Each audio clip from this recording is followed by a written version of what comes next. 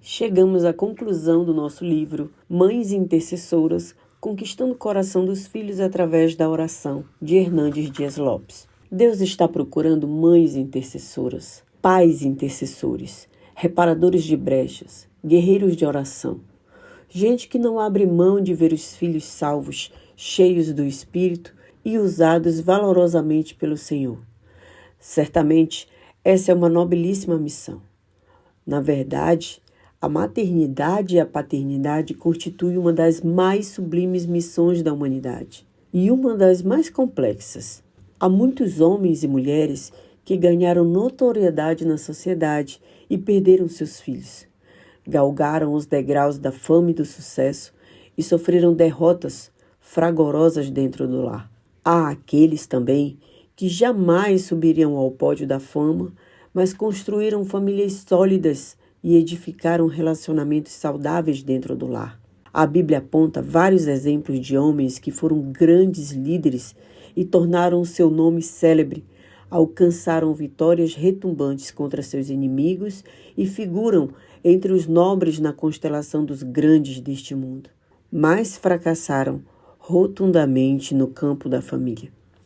Homens como Isaac, Davi, Josafá, são enaltecidos ainda hoje por suas virtudes e conquistas fora dos portões da família, mas sofreram derrotas amargas no contexto familiar.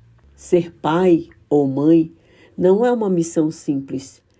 Essa missão exige preparo, análise, avaliação e inteira dependência de Deus. Temos não apenas o privilégio de gerar filhos, mas também a responsabilidade de educá-los. A educação dos filhos é um investimento que exige compromisso, coerência e muito trabalho. A Bíblia diz que devemos ensinar os filhos, sobretudo, com exemplo. Devemos fazê-lo com perseverança e criatividade. Dentre várias áreas vitais da educação dos filhos, destacam-se 3 que são indispensáveis. Primeiro, os pais e as mães precisam cuidar da formação moral dos filhos. Hoje vivemos numa sociedade profundamente influenciada pelo pós-modernismo. A pós-modernidade traz no seu bojo 3 tendências perigosas: a pluralidade, a privacidade e a secularização. Vivemos num mundo onde há muitas ideias, conceitos e valores. O mundo cada vez mais rejeita a ideia de uma verdade absoluta. Os padrões morais graníticos e absolutos são considerados extremos e fundamentalistas e radicais. O mundo pós-moderno é uma grande arca que abriga toda sorte de pensamentos, religiões e filosofias. Acabou-se a ideia do conflito, da apologética, da discussão. Cada pessoa tem espaço para viver a sua crença, a sua filosofia de vida e o seu padrão moral. Nesse contexto, os pais não interferem na vida dos filhos. Cada um tem a sua vida autônoma. A ética pós-moderna é profundamente privativa. Cada um vive a sua vida sem ter que prestar contas a ninguém. Não existe um código de ética com valores absolutos. Cada um tem a sua verdade, os seus princípios e os seus valores. A ética é individual e privativa. Assim, no conceito pós-moderno, os pais não têm o direito de interferir na conduta dos filhos. Não têm o direito de impor-lhes um padrão de conduta. As pessoas passam a viver dentro da mesma casa, debaixo do mesmo teto, mas sem nenhum comprometimento, aliança ou sentimento de pertencimento. Também prevalece a cultura pós-moderna, a secularização. O homem é o centro de todas as coisas. Tudo deve girar em torno do homem, para agradá-lo e para promover o seu prazer imediato. Não há espaço para Deus nem para a verdade. Nesse ambiente confuso, os pais cristãos precisam voltar-se para a palavra de Deus, a verdade infalível, inerente e suficiente para forjar o caráter dos seus filhos. Nossos filhos precisam ter caráter no meio de uma geração onde a corrupção trafega desde as altas cortes até as choupanas mais pobres. Precisam aprender a ser verdadeiros no meio de uma geração que tem vergonha de ser honesta. Precisam aprender a prática da justiça, onde os escândalos de toda ordem são a principal atração dos meios de comunicação de massa. Precisam aprender a amar, mesmo num mundo marcado pelo ódio e pelas guerras. Construir o caráter dos nossos filhos é mais importante do que construir impérios. Nossos filhos precisam mais de ensino e sabedoria do que qualquer fortuna. O bom nome vale mais do que riquezas. Segundo, os pais e as mães precisam cuidar da vida espiritual dos filhos. Nossa sociedade está profundamente secularizada. O ter está se tornando mais importante do que o ser. Os pais e as mães investem muito na formação intelectual e profissional dos filhos, mas, em geral, os deixam órfãos na vida espiritual. 3 coisas são essenciais na formação espiritual dos nossos filhos. Primeiro, os pais e as mães precisam ensinar seus filhos a amar e a temer a Deus de todo o coração. O único antídoto que pode proteger os jovens da sedução do mundo e das paixões da mocidade é o amor a Deus. José do Egito resistiu à sedução da mulher de Potifar, porque ele entendeu que a infidelidade é um pecado contra Deus.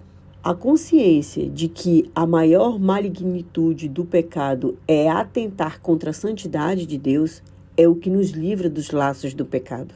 Os pais e as mães precisam ser modelos para os seus filhos. Não a ensinamos apenas com palavras, mas sobretudo com o exemplo. Um exemplo vale mais do que 1000 palavras. O exemplo não é apenas a forma de ensinar, mas a única forma eficaz de fazê-lo. Os pais e as mães precisam ser coerentes. Eles precisam viver o que ensinam e ensinar o que vivem. Eles precisam ser espelho dos filhos. O espelho é mudo, mas é eloquente. 3. Os pais e as mães precisam orar pelos seus filhos. Os pais são sacerdotes do lar. Eles precisam não apenas falar de Deus para os seus filhos, mas, sobretudo, falar de seus filhos para Deus. Eles devem constantemente apresentá-los ao trono da graça. Eles devem interceder por eles, chorar por eles, jejuar por eles e jamais abrir mão de vê-los como a coroa da glória nas mãos do Senhor. De nada adianta os pais ganharem o mundo inteiro e perder os seus filhos. A herança de Deus na vida dos pais não é o dinheiro, riqueza ou fama, mas os filhos. Precisamos criar os nossos filhos para a glória de Deus.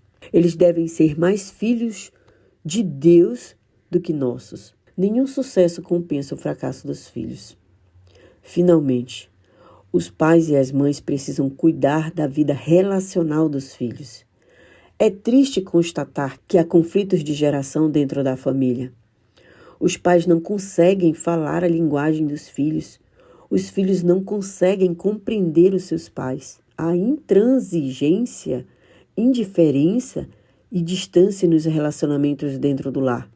Em vez de ser um lugar onde a flagrância do amor e o perfume da harmonia prevalecem, o lar tem sido muitas vezes uma arena de brigas e um picadeiro de agressões veladas, verbais e até físicas. A comunicação precisa ser restabelecida no relacionamento entre os pais e filhos. O coração dos pais precisa ser convertido ao coração dos filhos e o coração dos filhos aos seus pais. Os pais precisam ser sensíveis às necessidades emocionais dos seus filhos. Precisam aprender a ouvi-los. Precisam construir pontes de amizade a fim de que os filhos encontrem neles o apoio, encorajamento e compreensão. O lar precisa ser um lugar de refúgio e não um campo de batalhas e contendas. Os pais precisam aprender a falar com seus filhos, falar a verdade em amor, falar na hora certa, com a motivação certa e com um tom de voz certo. Os pais precisam disciplinar os seus filhos com brandura, coerência e espírito de amor e mansidão. Não devem provocá-los à ira, mas incentivá-los, ensiná-los e abençoá-los. Os pais precisam ser presentes e participativos na vida dos filhos. Eles precisam ser seus melhores amigos, ajudando-os a chegar à maturidade física, emocional, moral e espiritual. Deus está procurando pais e mães segundo o seu coração. Pais e mães intercessores que amem a seus filhos, que lutem por eles, que vivam para eles e os ensinem a viver para a glória de Deus. Este livro foi escrito por Hernandes Dias Lopes. Ele é bacharel em teologia pelo Seminário Presbiteriano do Sul em Campinas, São Paulo, e é doutor em ministério pela Reformed Theological Seminary, em Mississippi, nos Estados Unidos. Ele compõe a equipe pastoral da primeira Igreja Presbiteriana de Vitória, no Espírito Santo, desde 1985, e é pastor colaborador da Igreja Presbiteriana de Pinheiros, em São Paulo. É conferencista e escritor, com mais de 150 títulos publicados, alguns dos quais traduzidos para outros idiomas, como espanhol, italiano e alemão. É diretor executivo do Ministério Luz para o Caminho, em Campinas, São Paulo, e é membro da Academia Evangélica de Letras do Brasil. É marido de Udemilta e pai de Tiago e Mariana, e avô de Bento. Que Deus abençoe a vida do pastor Hernandes por escrever essa obra e abençoar tanto as nossas vidas.